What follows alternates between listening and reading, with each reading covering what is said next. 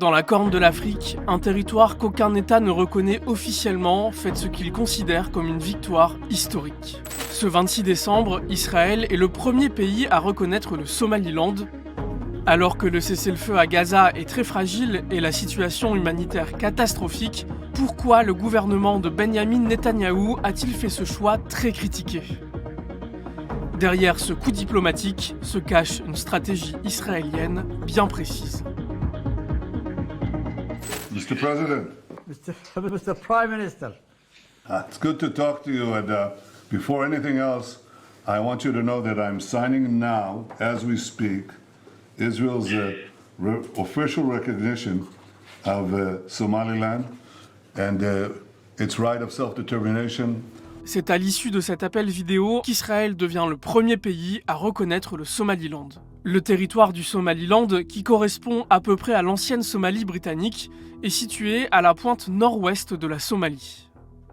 Après une brève indépendance de quelques jours en 1960, le Somaliland fusionne avec la Somalie italienne pour former la Somalie.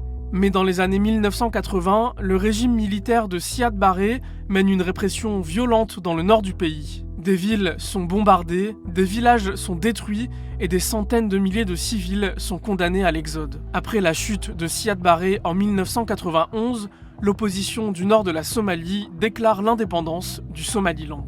S'il n'existe pas aux yeux de la communauté internationale, le Somaliland fonctionne comme un État depuis plus de 30 ans, avec son propre gouvernement, sa monnaie, un système éducatif et des élections jugées relativement libres par les observateurs internationaux. Selon l'Institut de Relations internationales et stratégiques, le Somaliland est plutôt stable par rapport à la Somalie et fait figure d'exception dans la Corne de l'Afrique. Israël ouvre le bal en quelque sorte, mais il y a toujours eu des relations commerciales, des relations discrètes entre le Somaliland et les pays qui y avaient un certain intérêt. Je pense aux Émirats arabes unis par exemple, ou bien à d'autres pays qui exploitent le pétrole qu'il y a dans cette région. Si Israël s'intéresse au Somaliland, c'est d'abord pour une raison géostratégique, la mer Rouge. Le Somaliland possède une façade sur le golfe d'Aden, en face du détroit de Bab el-Mandeb, un passage obligé pour les navires qui relient la Méditerranée à l'océan Indien. Ces routes maritimes sont vitales pour l'économie internationale et israélienne. Jusqu'en 2023, 12% du commerce mondial de marchandises passait par la mer Rouge. La mer Rouge, c'est aussi un tiers du trafic mondial de conteneurs et 6% du trafic mondial de pétrole. Mais ces routes sont aujourd'hui menacées par les attaques de groupes alliés à l'Iran dans la région, comme les rebelles houthis du Yémen.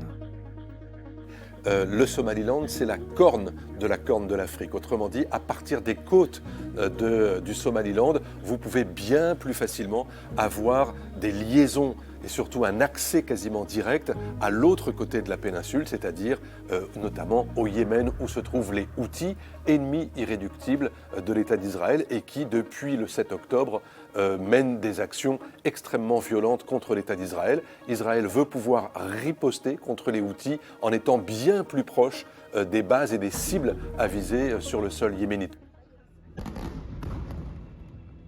Au centre de ce rapprochement entre Israël et le Somaliland se pose aussi la question des Palestiniens. En août, plusieurs médias internationaux ont fait état de discussions entre les autorités israéliennes et somalilandaises au sujet de l'accueil de Palestiniens expulsés de Gaza, une information que le gouvernement israélien n'a pas commentée.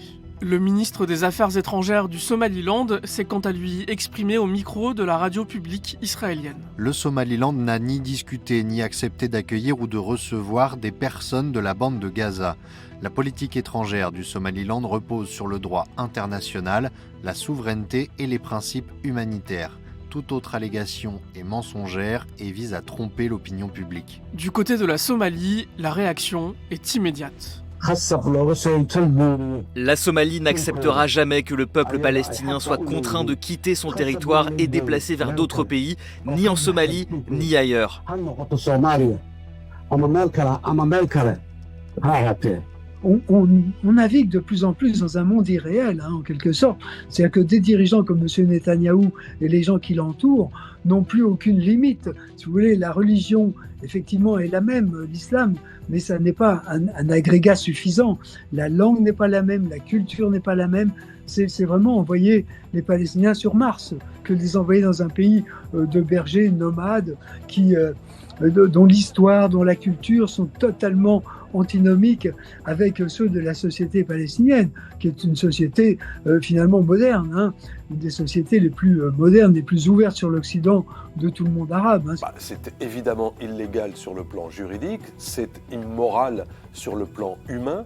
On ne déplace pas des dizaines ou des centaines de milliers de Palestiniens qui vivent sur leur propre sol et leur propre territoire reconnu comme tel. Donc non, c'est irréaliste de ce point de vue-là. Mais du point de vue de la droite israélienne au gouvernement avec Netanyahou, c'est une solution que de consister à expulser de gré ou de force un certain nombre de Palestiniens, notamment par exemple les plus dangereux, de pouvoir les exiler. Et il y a des pays avec lesquels Israël est en discussion pour accueillir soit certains dirigeants, soit certaines factions, voire même une partie de la population de Gaza.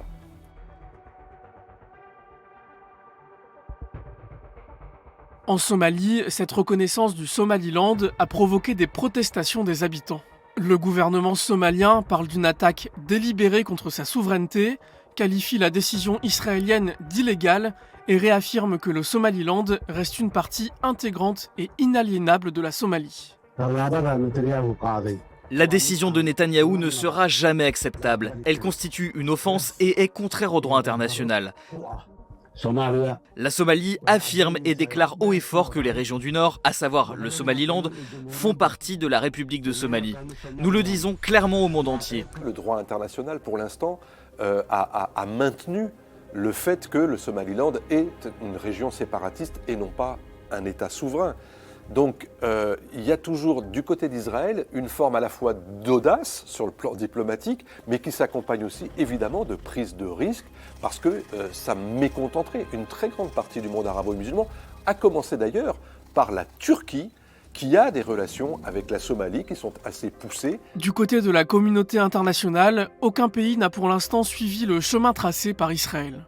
Donald Trump s'est dit opposé à une reconnaissance du Somaliland et a déclaré ceci au New York Post. Est-ce qu'il y a vraiment des gens qui savent ce que c'est le Somaliland ? Mais lors d'une réunion à l'ONU, les États-Unis ont déclaré qu'Israël a le même droit de mener des relations diplomatiques que n'importe quel État souverain. L'Union européenne a quant à elle affirmé l'importance de respecter l'unité, la souveraineté et l'intégrité territoriale de la Somalie. Benjamin Netanyahou fait partie de ces hommes politiques israéliens qui ont plus que les autres considéré que le droit international était en défaveur d'Israël, que les Nations Unies mènent un combat contre Israël, que la plupart des pays occidentaux, à part les États-Unis, ont une relation qui n'est pas suffisamment indulgente vis-à-vis d'Israël et de sa volonté de se défendre dans un environnement hostile.